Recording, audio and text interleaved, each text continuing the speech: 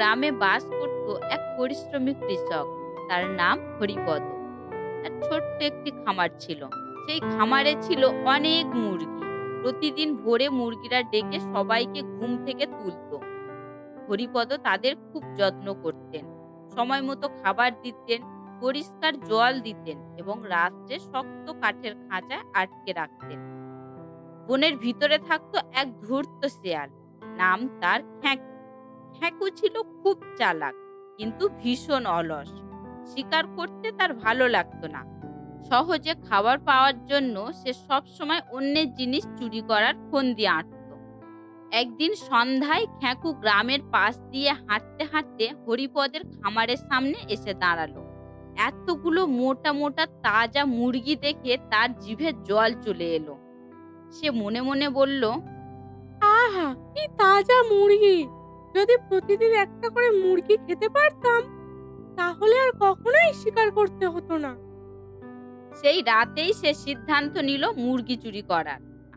সে খামারের চারপাশ ভালো করে ঘুরে দেখলো, কোথায় ফাঁক আছে, কোথায় পাহারা কম, সব খুঁটিয়ে লক্ষ্য করলো।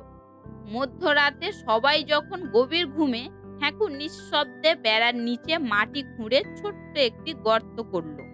তারপরে আস্তে আস্তে খামারের ভিতরে ঢুকে একটি মোটা মুরগি মুখে করে নিয়ে পালিয়ে গেল।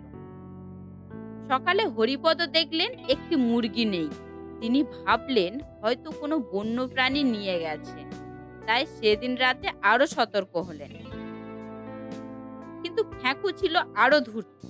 পরে রাতেও সে এসে আরেকটি মুরগি চুরি করে নিয়ে গেল। এভাবে কয়েকদিন চলতে লাগলো। প্রতিদিন একটি করে মুরগি হারিয়ে যেতে থাকলো। মুরগিদের মধ্যে ভয় ছড়িয়ে পড়লো। রাতে তারা ঘুমাতে পারতো না। এক বৃদ্ধা মুরগি বলল, এভাবে চলতে থাকলে আমরা আর কেউ বাঁচবো না। কিছু একটা করতে হবে। সবচেয়ে বুদ্ধিমান লাল ঝুঁটির মোড়ক বলল, আমরা সবাই একসঙ্গে পাহারা দেব। কেউ আসলে জোরে ডাকবো। সেদিন রাতে মুরগিরা পালা করে জেগে থাকলো। রাত গভীর হলে আবার খেঁকু এলো। সে ভাবলো আগের মতোই সহজে মুরগি নিয়ে চলে যাবে। কিন্তু সে খাঁচায় ঢুকতেই একটি ছোট্ট মুরগি তাকে দেখে চিৎকার করে উঠল, বাঁচাও! শিয়াল এসেছে, আমাদের বাঁচাও!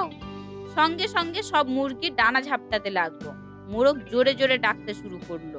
মোরগের ডাক শুনে হরিপদের ঘুম ভেঙে গেল। তিনি লাঠি হাতে বেরিয়ে এলেন। হ্যাকু ভয় পেয়ে পালিয়ে গেল। কিন্তু সে হাল ছাড়লো না। 2 দিন পর সে আবার এলো।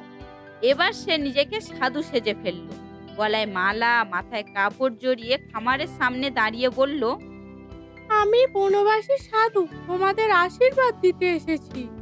মুরগিরা প্রথমে বিশ্বাস করতে যাচ্ছিল, কিন্তু বৃদ্ধা মুরগি বলল, সাবধান, ওর লেজটা দেখো, এটা তো শিয়ালের লেজ। সবাই বুঝে গেল। লজ্জায় খেঁকু দৌড়ে পালালো। এরপর সে নতুন পরিকল্পনা করলো। সে নেকড়ে, চিতাবাঘ আর হায়নাকে ডেকে বলল, চলো, আমি একটা জায়গার খবর জানি যেখানে অনেক মুরগি আছে। আমরা সবাই মিলে মুরগি ভাগাভাগি করে খাবো। না না, চুরি করে খাওয়া ঠিক না। নেকড়েও রাজি হলো না। হ্যাকু একাই আবার খামারের দিকে রওনা হলো। এদিকে হরিপদ গ্রামের লোকদের সব ঘটনা বললেন। সবাই মিলে একটা বুদ্ধি বের করলো। খামারের চারপাশে শক্ত বেড়া দেওয়া হলো। দরজায় লোহার তালা লাগানো হলো। আর উঠোনে রাখা হলো গ্রামের সবচেয়ে সাহসী কুকুর ভোলাকে। রাতে খেঁকু চুপি চুপি এলো। সে ভাবলো আজও নিশ্চয়ই সবাই ঘুমিয়ে আছে। যেই না সে গর্ত খুঁড়তে শুরু করেছে, অমনি ভোলা ঘেউ ঘেউ করে ঠেলে উঠল। হ্যাকু প্রাণপণে পালাতে লাগলো। ভোলাও তার পিছনে ধাওয়া করলো। দৌড়াতে দৌড়াতে খেঁকু একটি কাঁটা ঝোপে পড়ে গেল। তার গা কাঁটায় ভরে গেল। কোনো মতে প্রাণ বাঁচিয়ে সে বনে ফিরে এলো। কয়েকদিন সে আর বেরোতে পারলো না। বনের বুড়ো পেঁচা তাকে দেখে বলল, তুমি এত কষ্টে আছো কেন? শেয়াল সবকিছু খুলে বলল।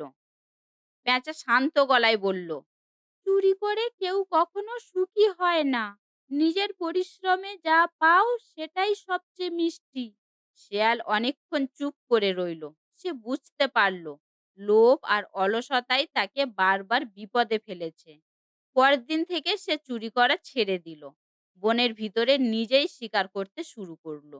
প্রথম দিকে কষ্ট হলেও ধীরে ধীরে সে শিকার করতে শিখে গেল।